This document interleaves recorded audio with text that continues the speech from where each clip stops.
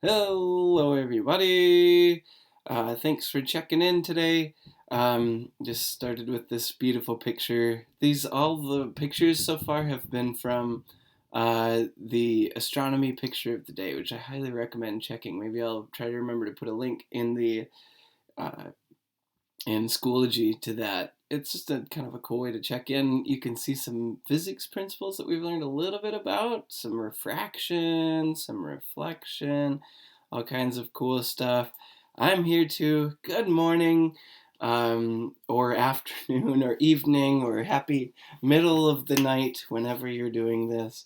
I hope that you're having a great week and finding ways to get rest and get exercise. I hope you got outside yesterday. It was spectacularly gorgeous. Um, really great. And today at the end of class, just to give you a little thing, for the last 10 minutes of our scheduled class period, Miss Rice classes will do this as well, Miss Rice, that we're going to do just a 10-minute Google Meetup. It's going to be optional, but it'll just be if you have any questions about anything or just want to pop in and say hi. So last 10 minutes of your scheduled class time, we're going to do that. So I look forward to seeing you today, and Miss Rice, of course, looks forward to seeing her class. What we're going to do today, two kind of big themes. One is kinetic and potential energy, just remembering what that is, and then moving on to using kinetic and potential energy to do some kind of cool stuff by making something called a Rube Goldberg machine, which I'll actually explain in just a little bit if you've never heard of one of those. But really, really quickly, I wanted to do a little science in the news, if that's all right. Yesterday, our space station experiment was loaded into a SpaceX capsule, the SpaceX Dragon CRS-20, and then it undocked from the space station. It's headed back to Earth. I just wanted to show you just a quick little snippet of this video. So it's playing right now, but almost doesn't look like anything's happening, right? Because everything's so fragile and so precarious that they just do everything really slowly. They just drive everything real slow. So you can see like a little gap starting to form here between the Canadarm2 and the SpaceX Dragon. So you know it is moving. But the weird thing is that while they're like moving apart so slowly and peacefully, they're also hurtling around the Earth at 17,500 miles an hour. So, anyways, I just thought that was kind of cool. You can see the Earth down here in the background, lights from the Earth on the planet below. These are little lights. I believe they were somewhere near Vietnam when it detached.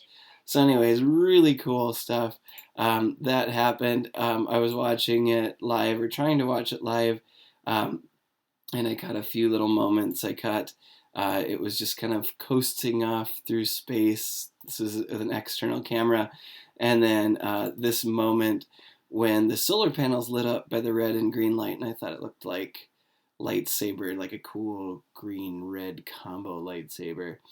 Nerdery aside, let's quickly talk a little bit about kinetic and potential energy, and then I will get you started on Rube Goldberg. There'll be a small little set of practice problems that go with this in school. Just made it a quiz, a multiple choice quiz. So, like everything, it would be very easy to just probably text your friends, get the answers, put them in, be done with it. But again, that's part of the reason why I had you do all that stuff about why it's important to learn, why gaining knowledge is important. And you gain no knowledge, you gain no skill, you don't problem solve at all by getting the answer from your friends. And that's not a real world skill, just stealing the answer from your friends, because you're going to get specialized enough where they don't know your answers to your problems. You will all have different sets of problems. So, highly encourage you to do those. Again, not really a way to enforce it, but and I just made it multiple choice and as a quiz so that the grade comes into you instantly. Okay, moving on to kinetic and potential energy. So this I'm just gonna go through fast, just cover some of the high points from when we were talking about this earlier. So we talked about work last Wednesday, Thursday. work, remember, was force times distance. So we can actually take that, and then work and energy kind of are all tangled up in the same thing.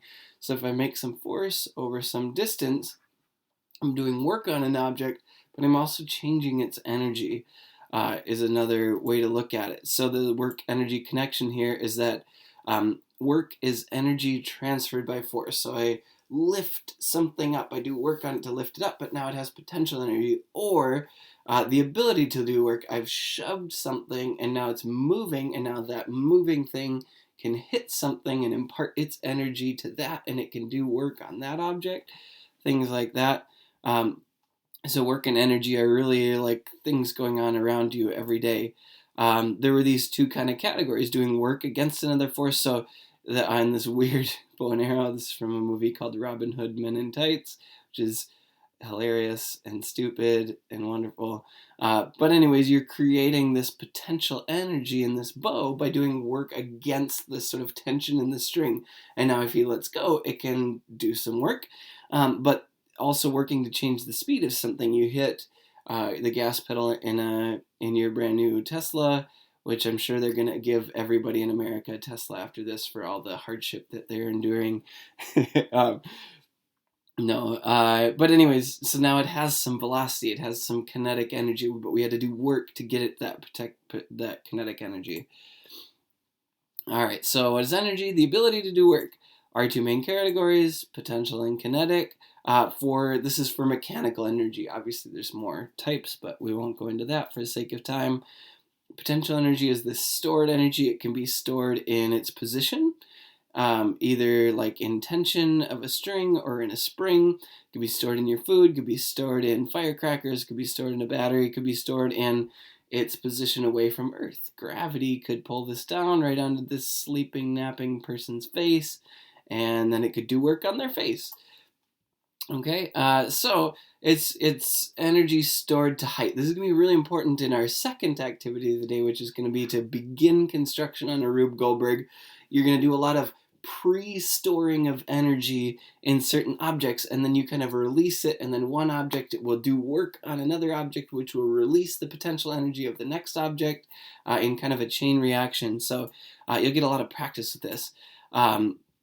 Our equation, potential energy, if you remember, is mass times gravity times height. And our units are either the Newton meter or the joule is another way to look at that one.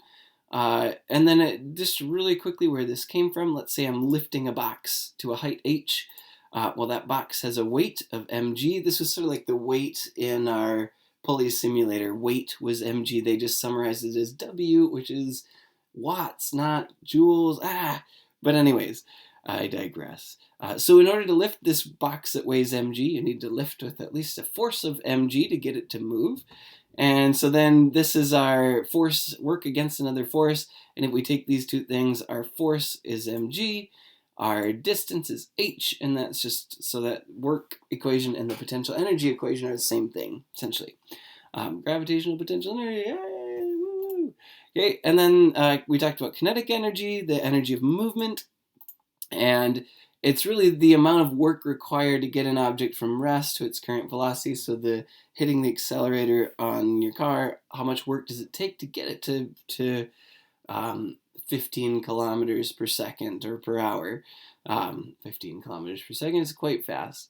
But that would maybe be like rocket kind of velocities. And how much work does it require? Well, that is 1/2 mv squared. That's how much kinetic energy or how much work it takes to get something to that velocity.